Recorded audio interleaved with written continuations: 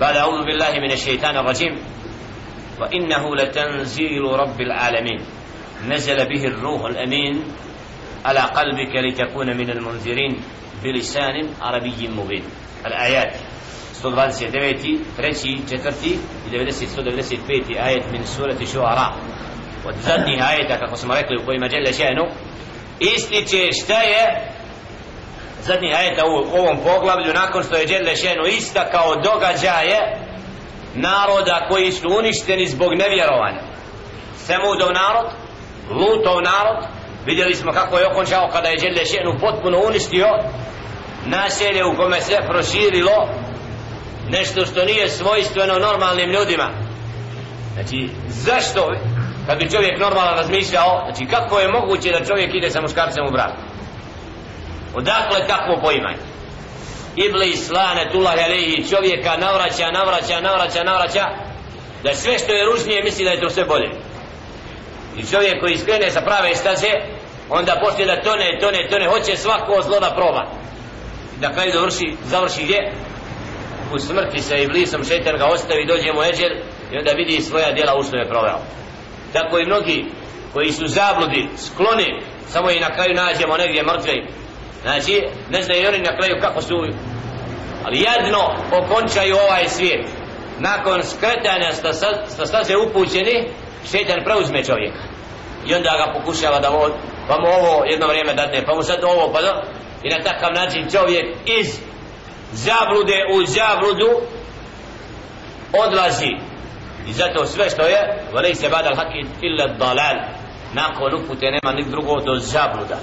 I ako čovjek ne prihvati Allahov zakon i Allahovu riječ, onda će prihvatiti šejtanov savjet i povesti se za njim i raditi kako mu šejtan to predstavi. Zato Đelle še'nu nijekajući to što nisu vjerovali i slijedili poslanike alejhim salatu vesselam, potvrđuje da Kur'an nije od čovjeka, pa kaže wa innahu latanzilu rabbil alamin.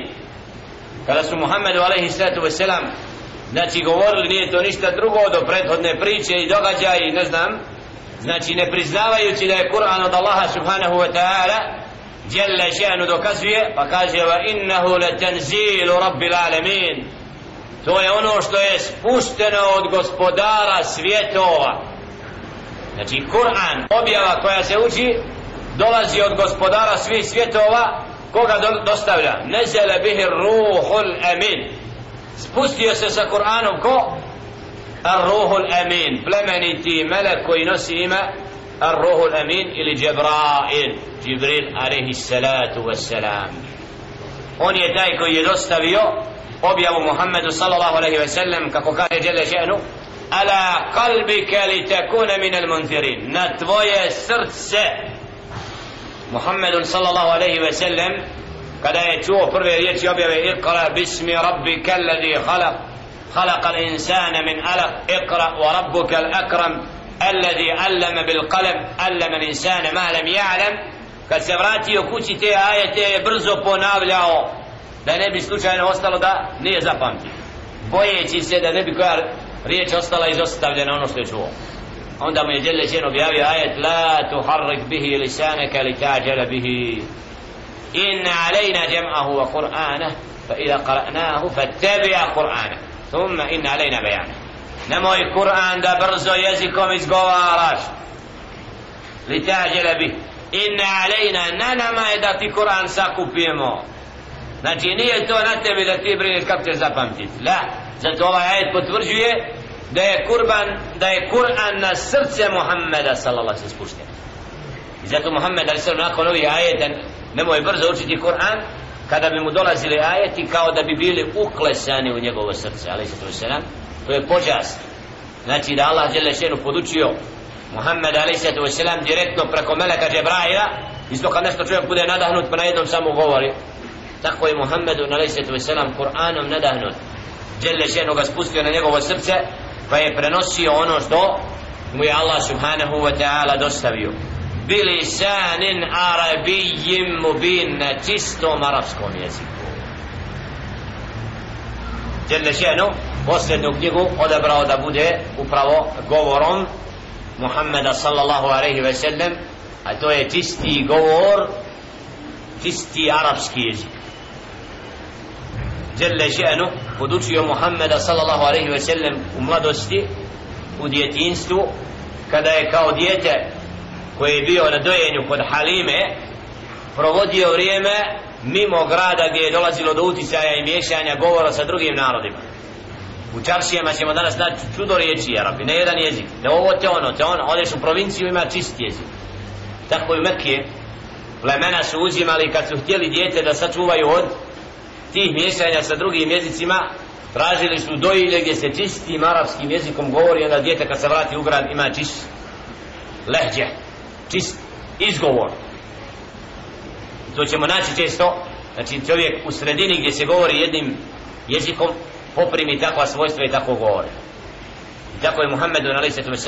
odvojen da govori čistim arapskim jezikom kada je izdvojen iz grada Mekke i onda kada mu dolazi objava, znači biva na čistom arapskom jeziku. I dželle še'nu to potvrđuje da je Kur'an na čistom bilisanin arabijim mubin, dostavljen na čistom arapskom jeziku. Wa innahu lafi zuburil awwalin, i zaista je on u prethodnim knjigama spomenut. Ko? Kur'an i Kerim i Muhammedun a.s. Znači dolazak Kur'an i Kerima i dolazak posljednje knjige bila je, znači pomen u tome je u prethodnim knjigama. I kako kaže dželle še'nu, zašto? Zar im nije dovoljan dokaz o tome to što govori ulema prethodna od Benu Israila?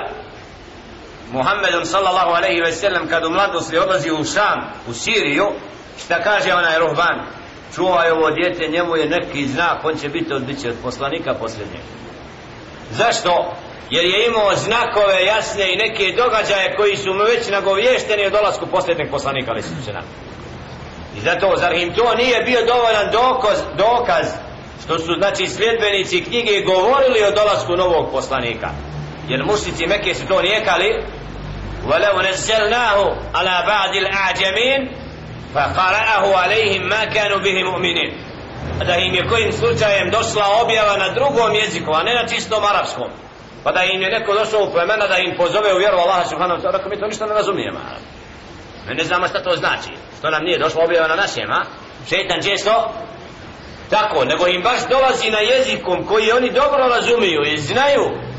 Znači imaju priliku da saznaju da su dolazili prethodni poslanici i da je dolazila objava, ali naprotiv, znači u početku objave Muhammedun sallallahu alejhi ve sellem ima velike neprijatelje u svojim vođama plemena koji stanuju u Mekke, koji ga napadaju, koji sve metode zlostavljanja protiv vjernika primjenjuju, da bi time rekli nećemo se ostaviti naše vjere džahilijetske i onoga običaja koji su imali u Mekki.